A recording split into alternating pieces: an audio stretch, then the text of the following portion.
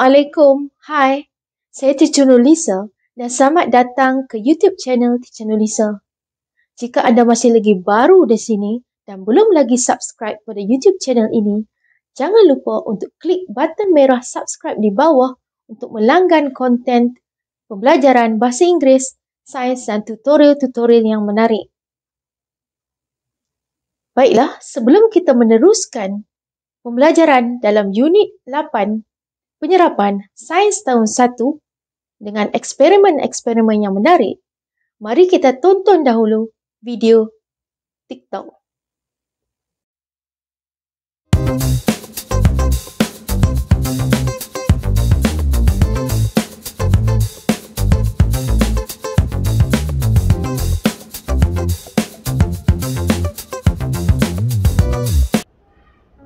Okey, jadi kita telah mempelajari mengenai alatan sains. Sekarang kita akan melakukan eksperimen mengenai sama ada suatu objek itu menyerap air atau tidak. Dalam eksperimen pada kali ini, kita akan menggunakan 4 perkara. Perkara pertama, getah.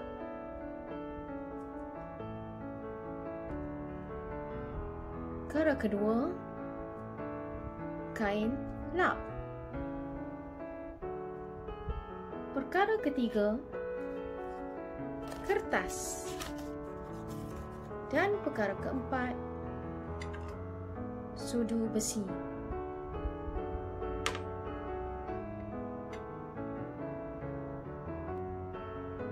Pada permulaan eksperimen ini, kita hendak pastikan bahawa kesemua air di dalam bikar mempunyai paras yang sama. Setelah itu, apa yang kita akan buat adalah kita akan masukkan keempat-empat benda tersebut ke dalam bikar. Selepas 60 saat, kita akan keluarkannya dan kita akan tengok paras air selepas itu. Mari kita buat uji kaji itu sekarang. Anda dah bersedia? Mari kita mulakan.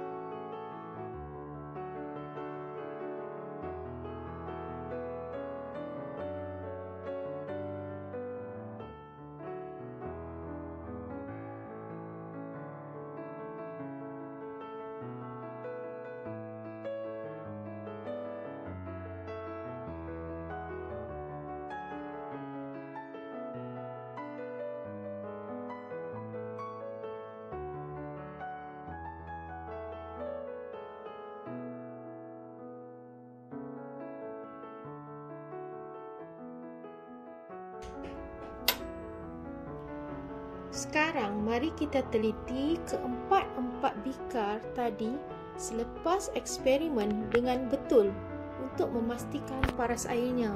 Dengan ini kita harus memastikan bahawa mata kita berada di paras air untuk kita melihat penurunan air dengan tepat. Okey, pada awal eksperimen, bikar yang saya celupkan dengan gelang getah ini berada pada 200 ml dan ia masih lagi berada di paras 200 ml. Jadi tiada perubahan. Sekarang kita tengok yang saya celupkan dengan kain lap yang kedua ini. Mari kita fokus. Ia dapati pada awal eksperimen ia mempunyai 200 ml air, tapi selepas itu ia telah berkurangan kepada kurang dari 200 ml air. Mari kita tengok yang ketiga. Ini adalah bikar yang dicelupkan dengan kertas.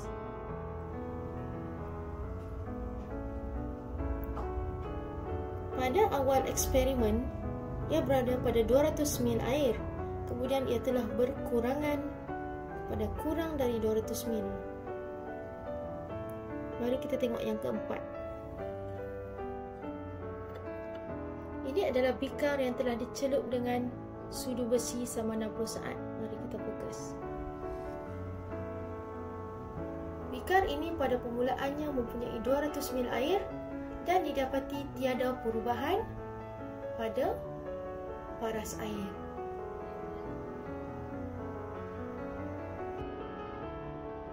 Hasil daripada uji kaji ini boleh kita simpulkan bahawa bikar kedua dan ketiga yang telah dicelup oleh kain dan juga kertas telah menyerap air kerana berlaku penurunan paras air. Jadi, cikgu mahu kamu lukis penurunan paras air itu di dalam buku aktiviti kamu. Dalam muka surat 50 buku aktiviti, sila lukis paras air yang betul berdasarkan eksperimen tadi dan tik sama ada bahan-bahan tersebut menyerap ataupun tidak menyerap air. Dalam eksperimen pada kali ini, kita akan melakukan ujian terhadap bahan-bahan yang menyerap air sama ada ia serap sedikit ataupun serap banyak. 3 bahan yang kita gunakan pada eksperimen kali ini adalah kertas,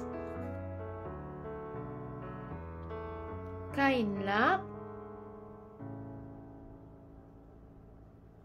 dan juga kapas muka.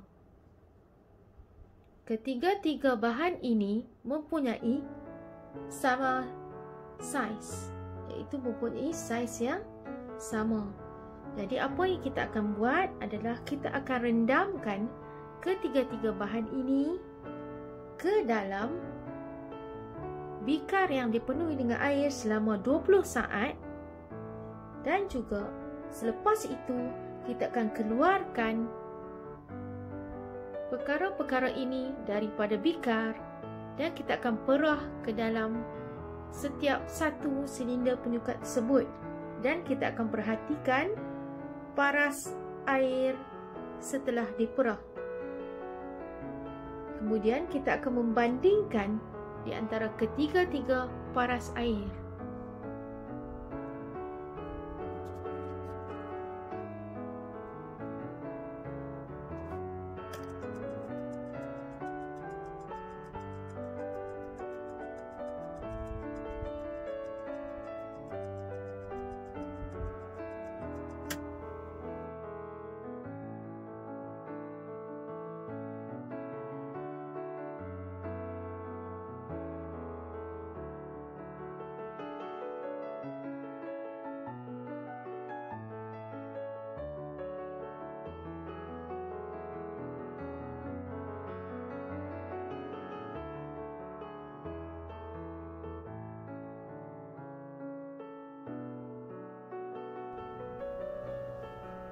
Pada pemerhatian ini, di sebelah kiri sekali adalah hasil daripada perahan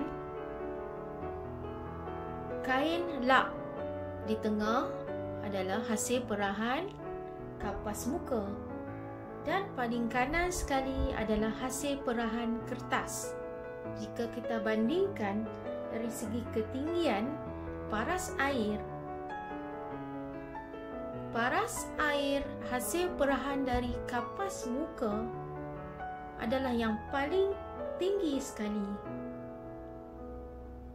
Yang sederhana tingginya adalah daripada kain lap dan yang paling rendah perahan air adalah dari kertas. Dari sini kita dapat simpulkan bahawa kapas muka adalah bahan yang paling banyak menyerap air, manakala bahan yang paling sedikit menyerap air adalah kertas. Kalau kita susun keupayaan objek-objek tersebut mengikut urutan menaik, kita dapat susun daripada yang paling sikit, iaitu Yang paling sikit serap air adalah kertas, kemudiannya kain lap, dan yang paling banyak iaitu kapas muka. Jadi, cikgu mahu kamu tandakan paras air yang sesuai berdasarkan eksperimen ini pada muka surat 52 dan nyatakan objek yang menyerap air paling banyak dan menyerap air paling sedikit, dan juga susunkan objek tersebut mengikut keupayaan menyerap air secara urutan menaik pada muka surat 52. Jadi, apakah kepentingan objek-objek yang menyerap air dalam kehidupan kita? Pentingnya objek-objek ini adalah seperti berikut. Contohnya, tisu kapas yang kita gunakan untuk menyerap ubatan untuk disapu kepada luka, mop untuk kita keringkan tumpahan di atas lantai, tisu biasa untuk menyerap peluh, dan tisu dapur untuk kita keringkan pinggan mangkuk selepas dibasuh. Objek yang tidak menyerap air juga mempunyai kepentingan, seperti bekas plastik yang kita gunakan untuk menyimpan air, goggles plastik yang kita gunakan untuk menyelam untuk melindungi mata daripada terkena air, baju hujan yang kita pakai ketika hujan untuk melindungi diri kita daripada basah terkena pada air hujan, dan juga kasut boot plastik melindungi kaki kita daripada terkena basah. Wah, banyaknya benda kita belajar mengenai penyerapan, kan? Sebelum cikgu akhiri video PDPC pada kali ini, ingin cikgu ucapkan selamat belajar dengan gembira dan tenang di rumah sewaktu PKPB pada semua anak murid cikgu di rumah yang cikgu rindui dan ke semua anak murid di Malaysia. Kepada yang masih belum subscribe kepada YouTube channel cikgu, jangan lupa untuk klik button subscribe merah di bawah untuk terus melihat konten pembelajaran bahasa Inggeris dan sains yang menarik. Sehingga kita bertemu lagi dalam video akan datang, jangan lupa untuk tonton video-video cikgu yang lain untuk mengikuti pembelajaran yang menarik.